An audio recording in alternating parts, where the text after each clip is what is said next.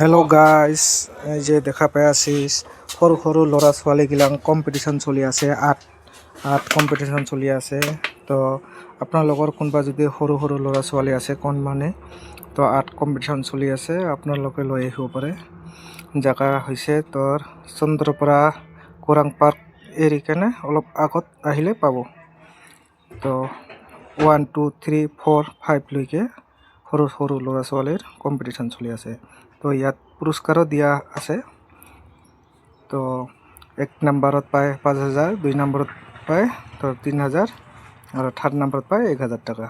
তো আপোনালোকৰ যদি কোনোবা এনেকা আছে সৰু ল'ৰা ছোৱালী আৰ্ট শিকা তো লৈ আহিব পাৰে কম্পিটিশ্যনৰ কাৰণে। তো ইয়াত দেখা পাই আছে বহুত কেইটা ল'ৰা ছোৱালী আৰ্ট কম্পিটিশ্যন চলি আছে। তো আপোনালোকে লৈ আহক।